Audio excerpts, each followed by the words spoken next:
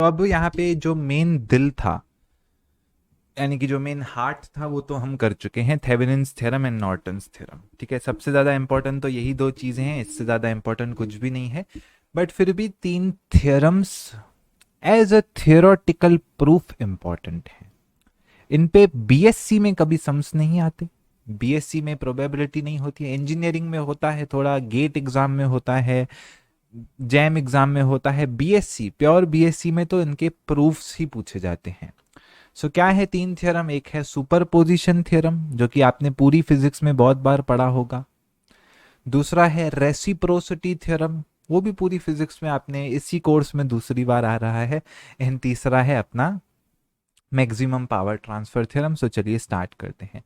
तो superposition theorem ये कहता है, क्या कहता था ऑप्टिक्स में, क्या कहता था, अगर ये एक लाइट सोर्स है तो यहां से जो रोशनी निकलेगी, ठीक है, इतना इसने समझो कवर किया, तो ये दूसरा लाइट सोर्स है तो यहां से भी रोशनी निकलेगी, तो बीच में रोशनी क्या हो जाएगी, बीच में रोशनी ऐड हो जाएगी। बरोबर। So that was the basic concept in optics, अगर आपने ऑप्टिक्स में देखा हो तो, राइट, कि ये इसके इंडिपेंडेंट है। मतलब ऐसा नहीं है कि दूसरा बल्ब लगाया तो ये बल्ब को फर्क पड़ जाएगा और ये अपनी वेव्स छोटी प्रोड्यूस करेगा, ऐसा तो कुछ भी नहीं है। ठीक है, सो वही है, अगर मेरे पास एक लीनियर सर्किट है, लीनियर वर्ड का मतलब बार बार वही, रेजिस्टिव, कैपेसिटिव, इंडक्टर नहीं, सेवरल सोर्सेज, उसमें वोल्ट मीटर लगा हुआ है, एम मीटर लगा हुआ है, बैटरियां काफी लगी हुई है, वोल्टेज एंड करंट रिस्पॉन्सेस। सो किसी भी ब्रांच में जो रिस्पॉन्स होगा ऑल्जेब्रिक सम होगा due to each source acting independently. मतलब भी समझो यहां से जो करंट पास होगा, ठीक है, V1 के वजह से भी होगा, V2 के वजह से भी होगा, दोनों वोल्टेज सोर्सेस के वजह से होगा, यानी कि दोनों का एडिशन होगा। तो इसके प्रूफ करने के कई सारे तरीके हैं, इंडिया में बहुत सारे वेज फॉलो होते हैं। मुझे नहीं पता है आपके कॉलेज में कौन सा टीचर करा रही है, कैसा, हर स्टेट में अलग होता है, जनरल कोई एक वे नहीं है। और ऐसा भी नहीं है कोई वे गलत है कोई वे सही है, कुछ भी ऐसा लॉजिक भी नहीं है। तो यहाँ पे हम बेसिक वाला ही वे लेंगे। तो चलिए इसको सॉल्व करना स्टार्ट करते हैं। सो मैं वही यूज करूंगा ट्रिक्स जो मैंने आपको बताई थी। ट्रिक्स याद है क्या, एक छोटी वीडियो में बताई थी, तो वो ट्रिक्स यूज करूंगा, अदरवाइज इम्पॉसिबल हो जाएगा ये थ्योरम पूरा लेंदी वे में करना। ठीक है, चलो सबसे पहले पहले ये वोल्टेज का सोर्स मैंने हटा दिया, ये वोल्टेज का सोर्स क्या किया, ये वोल्टेज का सोर्स मैंने हटा दिया। ठीक है, उसके बाद मुझे बताओ, अभी ये वोल्टेज का सोर्स हट गया तो बोलो ये दोनों पैरेलल में हो गए ऑटोमेटिक। पूरी फिजिक्स में यही कर रहे हैं, हाँ, बार बार बोर हो गया हूं मैं बना बना के भी राइट, समझ गए होगे ना अब तक, आप खुद बोले अरे सर बस करो कितनी बार है, तो ये दोनों पैरेलल में है। सो पैरेलल में फॉर्मूला है R2R3 अपॉन R2+R3। सो ये मिल गया मुझे total resistance of the circuit. चलिए करंट क्या होगा, सो टोटल करंट क्या होगा, टोटल करंट होगा जितनी वोल्टेज है अपॉन में जितना रेजिस्टेंस, यही तो कहता है ओम्स लॉ। बरोबर। अब मुझे ब्रांच के थ्रू करंट फाइंड करना है, कहां पे, ब्रांच के थ्रू। तो ब्रांच के थ्रू मैंने आपको ब्रांच वाली फॉर्मूला बताई थी, क्या थी फॉर्मूला, किसी भी करंट, अगर मुझे करंट किसी ब्रांच के थ्रू चाहिए तो क्या हो जाएगी फॉर्मूला, पहले पहले तो टोटल करंट लो, ठीक है, टोटल करंट लिया, फिर क्या करो, उसके बाजू का रेजिस्टर लो। ठीक है, तो बाजू वाला रेजिस्टर मतलब ये वाला नहीं, ये तो वोल्टेज के बाजू का हो गया, याद करो रूल्स। ओके, तो ये वाला मतलब जिसके साथ वो पैरेलल में है, आप ऐसा समझ सकते हो। पिछले वीडियो में भी देखो पैरेलल वाला लिया था, नॉर्टन्स थ्योरम अगर आपको याद हो, नॉर्टन्स थ्योरम में भी क्या किया था, तो ऐसा किया था अपन ने, राइट। तो पैरेलल वाले लिए थे ना, इसके इधर ब्रांच में देखना था तो ये पैरेलल था तो इसको ले लिया था। तो इधर भी पैरेलल क्या है, R3 है, सो ये हो गया R3/R2+R3।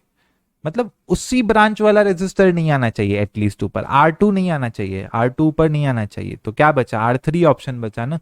R2 R3 पैरेलल हैं, जिस ब्रांच में से करंट फाइंड करना है वो ऊपर नहीं आना चाहिए, तो बचता ही R3 है। So this is the current in this branch, I-B।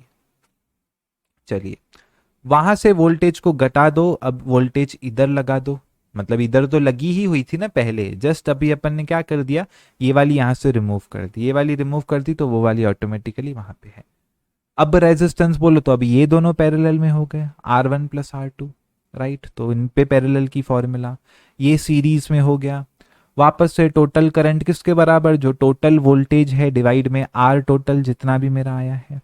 अब वापस से क्या हो जाएगा, करंट थ्रू दिस ब्रांच क्या होगा, बोलो बिना देखे बताओ, अरे बिना देखे बताओ भाई क्या हो जाएगा, आई बी ब्रांच में करंट, जितना करंट टोटल है R1 अपॉन में R1 प्लस R2। अरे आ रहा है क्या, अभी अभी बताया बिना देखे, वापस से वही logic. Okay, R1 upon R1। तो by superposition principle, by principle of superposition, by principle of superposition मैं कह सकता हूं कि ये दोनों सेम होंगे, इन दोनों को सॉरी ऐड कर सकता हूं। जितना पहले वोल्टेज के वजह से करंट आया प्लस जो दूसरे वोल्टेज के वजह से करंट आया, इन दोनों को मैं ऐड कर सकता हूं। And this is the statement of principal of superposition. Principal of superposition हमें यही कहता है। Okay, so that was all about the principal of superposition. ये था एक प्रिंसिपल। ओके, एक्चुअली ये प्रिंसिपल है, प्रिंसिपल ऑफ सुपरपोजिशन, इसको इसी वे में करते हैं।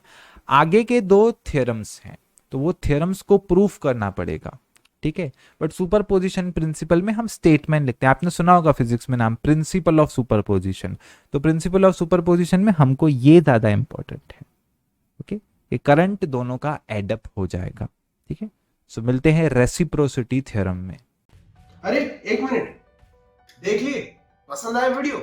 तो ऐसे ही और इंफॉर्मेटिव वीडियोस को देखने के लिए आज ही हमारे एप्लीकेशन डोरा भाई को डाउनलोड कीजिए प्ले स्टोर से, जहां हमारे एजुकेटर्स फ्रॉम टॉप इंस्टीट्यूशंस और आईआईटी से आपकी यूनिवर्सिटी के हिसाब से लेके आए हैं क्यूरेटेड वीडियो लेक्चर्स और वाइड वैरायटी ऑफ नोट्स बिल्कुल फ्री ऑफ कॉस्ट। तो देरी किस बात की, आज ही हमारे और आपके डोरा भाई को डाउनलोड कीजिए प्ले स्टोर से और एग्जाम में फोड़ दीजिए।